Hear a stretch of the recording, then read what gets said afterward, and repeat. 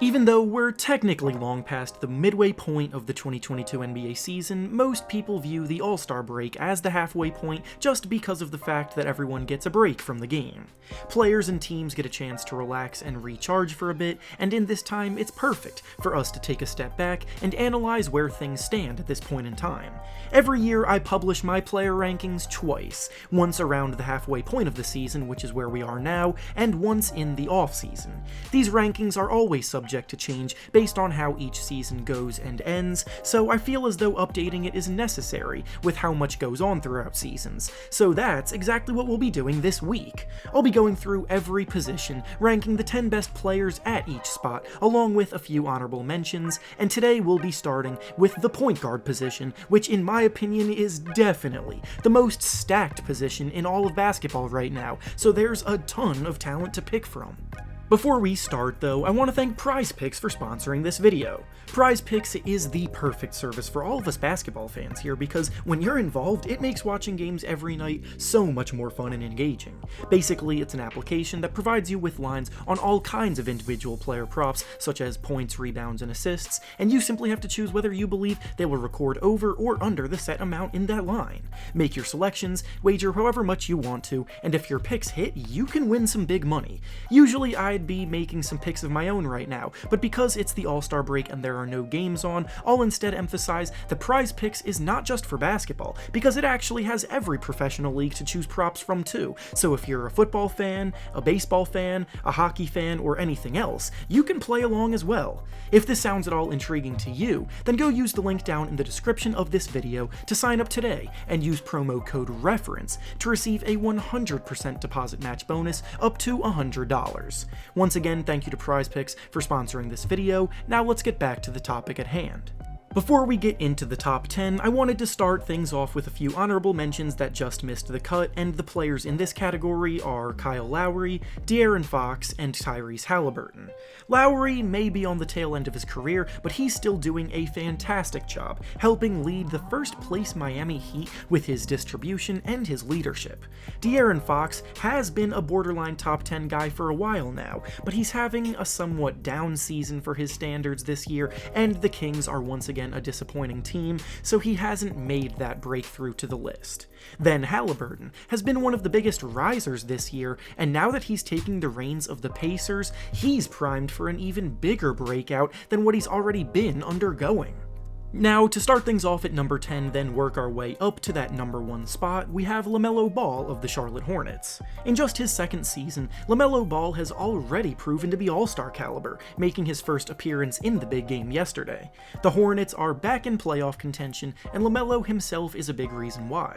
He's averaging about 20 points, 7.5 assists, and 7 rebounds per game, and on top of the clearly impressive production, he does so in a way that just makes the game so fun to watch. He and the Hornets are one of the most exciting teams every night, and he himself is just starting to break into this list.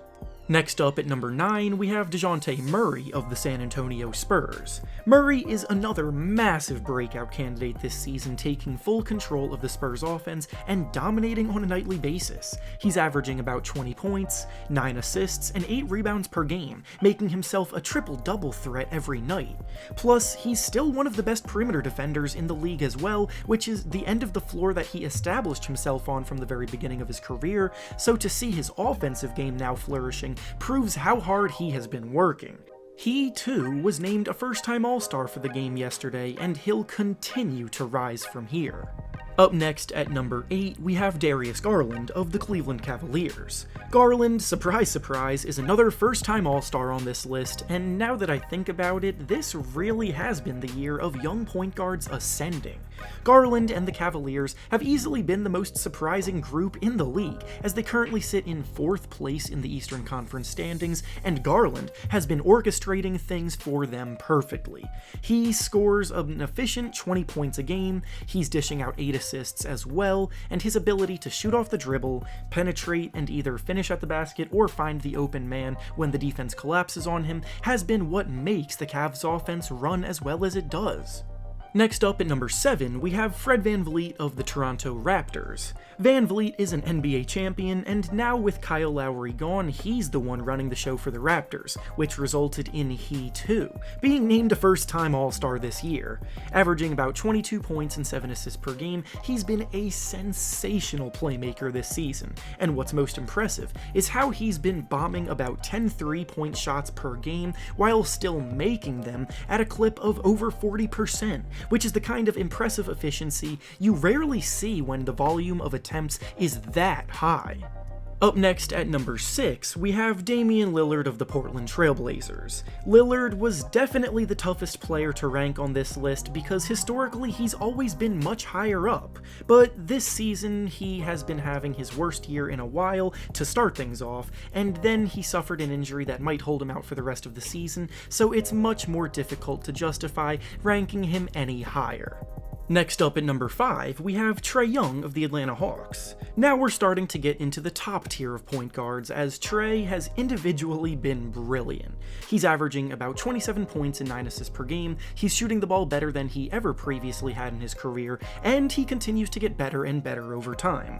The Hawks, however, have been one of the more disappointing teams on the season as a whole, sitting in just 10th place in the Eastern Conference standings. So even though it's not Trae's fault by any means, it's hard to put him over others on this list that are also producing at an elite level and leading winning teams.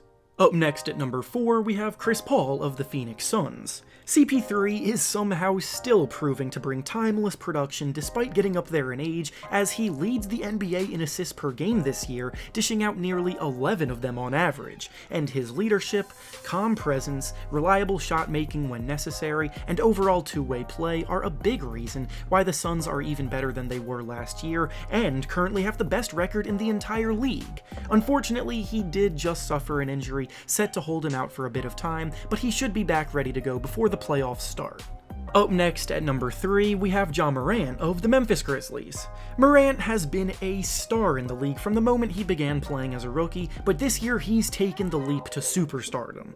The Grizzlies have the 3rd best record in the whole NBA after they were picked by almost everyone before the season as a play-in team. He's been averaging about 27 points, 7 assists, and 6 rebounds per game, and he just brings the kind of energy that rubs off on everyone around him and has made his team around him so much better.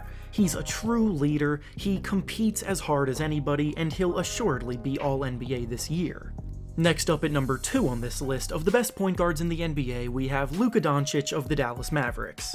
Luka started the season slowly, but over the last month or so has been back playing as well as we've grown accustomed to see him on the court. He's averaging about 28 points, 9 rebounds, and 9 assists per game on the season overall. He's improved a ton defensively, which has helped the Mavericks become a top 5 defensive team in the league this year, and in the near future, he very well could claim the top spot on this list if he keeps it up, but for now, he's not quite there, because of who is at number 1. And finally, at number 1 on the list of best point guards in the NBA right now, we still have Steph Curry of the Golden State Warriors.